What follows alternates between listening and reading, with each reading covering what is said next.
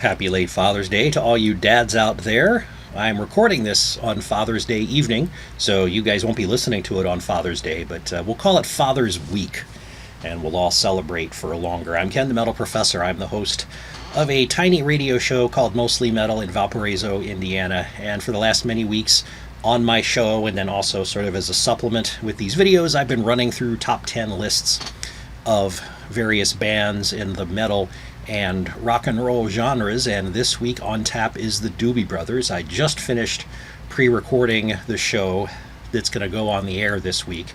The studio is closed right now because of all the COVID business, and so all of us hosts are pre-recording from home.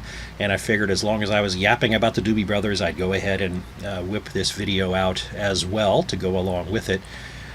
The air conditioning in our house is not keeping up with the heat. I think there's something wrong with it because we didn't have this trouble last year. So I have a fan on over here, so you might see my gray hair blowing a little bit, and I hope it's not making terribly obnoxious extra noise in the microphone, because I don't want to have done all this for nothing. You know, testing ahead of time would have helped, but who needs that? So I'm going to give you my preference ranking of Doobie Brothers CDs, and then I'll run through the top 10 favorite Doobie Brothers songs that I just built into my show that's going to air this week on, again, cheap plug, WVLP in Valparaiso, Indiana.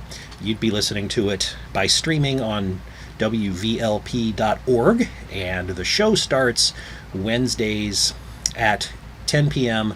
U.S. Central, and then Sundays at 8 p.m. And the top 10 Doobie Brothers comes in during the second hour of the show. The first half of the show is new metal, and then I slipped in some older Dream Theater and Sonata Arctica, but new stuff from Odco and Mushroom Head and Fewer Schwans, if I'm saying the name of that German band properly, and several other oddities that have just come out.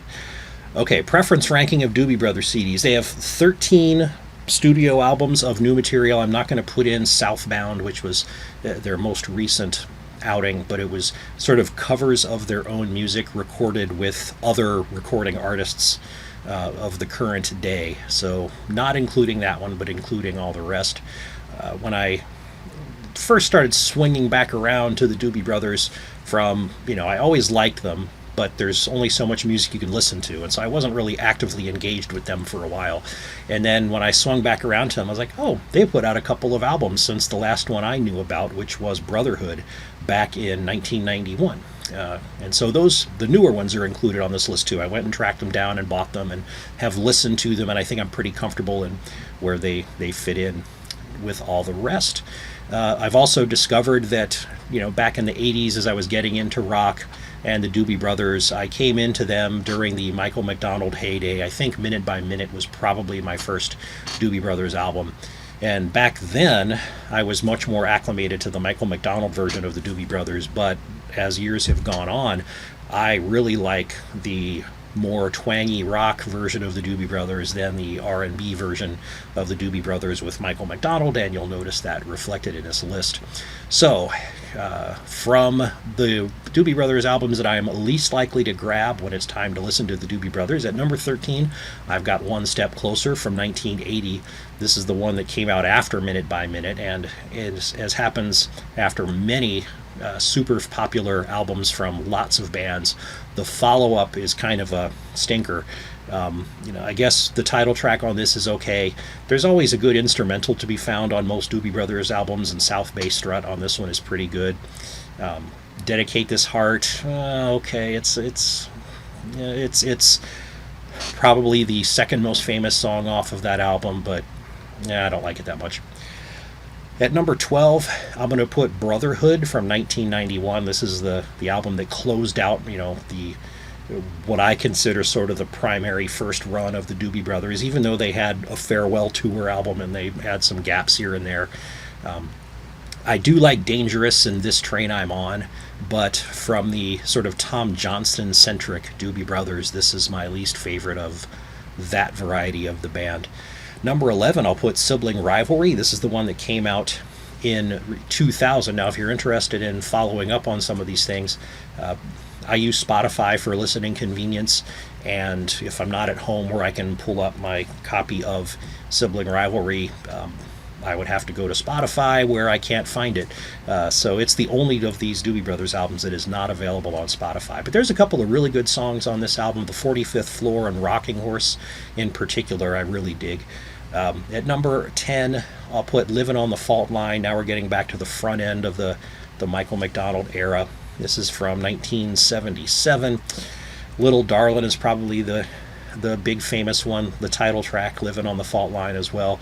Larry the Logger Two-Step, the instrumental that's nice and fun off of that album. Those are pretty good. Now we're in my top 10, so okay, top 10 out of 13, maybe when you're at 10 and 9, that's not too much of a position of prominence, but yeah, still, we can say we're in the top 10 here. Living on the Fault Line is a good listen. I'll put Minute by Minute at number 9. Now, if you'd asked me this back when they had like 9 or 10 studio albums, I might have guessed that I would put it up a lot higher, but the more I listen to it, I don't connect with the Michael McDonald heavy Doobie Brothers as much as I used to. I mean, What a Fool Believes, Minute by Minute, those are the classics. Don't Stop to Watch the Wheels is probably the best tune on that album, and I don't think it got much airplay.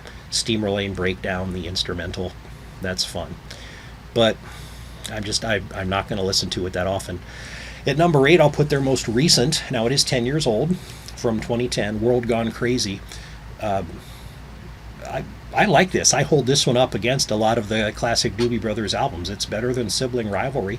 They must have had some energy drinks or something, because there's some good rock and roll on this album. A Brighter Day is just a tremendously happy and uplifting tune to start the album with. Chateau is great. The title track, World Gone Crazy, is just fine. Number 7, Taking It to the Streets, from 1976. This album leads off with a great one of their longer songs, Wheels of Fortune. I think this runs about somewhere in that 6 to 8 minute long region. It has a nice long jam at the end of it. It's a good tune. The title track is wonderful. Number 6, their debut from 1971, called The Doobie Brothers. Nobody is Awesome, Beehive State, The Master are all good. And number 5, Cycles. This is their quote-unquote comeback after they did Minute by Minute and then One Step Closer and then their farewell tour album. And then, of course, here comes Cycles after that, back to the very, very much Tom Johnston and Patrick Simmons-centered version of the Doobie Brothers. And I really like a lot of the songs on this album. The Doctor is wonderful. I think I heard that on MTV before I heard anything else off of the album, and it just was amazing to me. South of the Border is great. Time is Here and Gone is a nice smooth tune. And now we're getting to the classic Doobie Brothers era. At number 4, I'll put Toulouse Street from 1972. You know, as a young teenager, when I got this album and opened it up and realized there were naked boobs, it became one of my favorites. And it's still one of my favorites musically. This is where we're starting to be able to mine some of the classic Doobie Brothers radio hits, like Listen to the Music and Rockin' Down the Highway. And then you've also got Don't Start Me to Talkin'. That's an amazing beat of a song. At number 3, the very unwieldy title, What Were Once Vices Are Now Habits, from 1974. Now, to me, this is a weird album because, you know, apart from Black Water, which is the most famous song off of it, I don't find the songs memorable in the fact that I can see the title like Pursuit on 53rd Street of a song and then immediately be able to hear in my head what it sounds like. But when I do go back and listen to the album, I love it. And I hear songs like, oh, I love this song. I wish I could remember what it was called. So it doesn't have that sink into my brain etching of linking song titles to what they sound like, but it's just great stuff. Eyes of Silver and Daughters of the Sea in particular are a couple that just didn't get on the radio but are just as good as anything else they've done. One thing that this album does suffer from is opening track syndrome. There are some bands, say Iron Maiden is one of the greats, that are just amazing at picking opening tracks for their albums. The Doobie Brothers, I'm not so sure. The opening track on this one is kind of mellow, and it doesn't really get me pumped. It's not until 2 or 3 songs in that I start getting pumped for this album. Also, the opening track on "Living on the Fault Line," "Little Darlin'." I know it was a popular song, but is it one that really is a catchy opening track? I'm not so sure. But on the other hand, the opening track on their newest one, "World Gone Crazy," "A Brighter Day," is a great opening track. "The Doctor" off of "Cycles" is a great opening track. And then coming up soon, I'll be talking about "Stampede," and "Sweet Maxine," the opening track there is great. So they have about a 50-50 record of, at least to me, picking spectacular opening songs. What were once vices are now habits, to me, is probably the most unfortunate arrangement of songs in terms of what ended up as the lead track. Okay, at number 2, "The Captain and Me" from 1973. I mean, "Long Train Runnin'" and "China Grove." Any album with those 2 songs is already a classic. But then there's the other deeper cuts, like "Clear as the Driven Snow" and the title track. And okay, there's "South City Midnight Lady." That's pretty famous too. But they're just good songs from front to back on this. And my favorite Doobie Brothers album from 1975 is "Stampede," with "Sweet Maxine" and "Neil's Fandango" and "Music Man" and "Take Me in Your Arms," parentheses, "Rock Me a Little While." That's one of those songs that for the longest time I suffered from lyrical misunderstanding. Just from what I heard, I always thought it was "Take Me in Your Arms, rock me, little woman." And I had the LP. I don't know why I didn't notice that I was incorrect, because I used to read lyrics fairly often, but maybe not on that one. Maybe every time it was time to look at a Doobie Brothers album, I went back to Toulouse Street to look at the naked boobs. But at least now on the CD, maybe it's a new thing, I don't know, but in parentheses they have "Take Me in Your Arms, rock me a little while," not "little woman." So go figure, I was misunderstanding it all those years. But anyway, "Stampede" is my favorite Doobie Brothers album.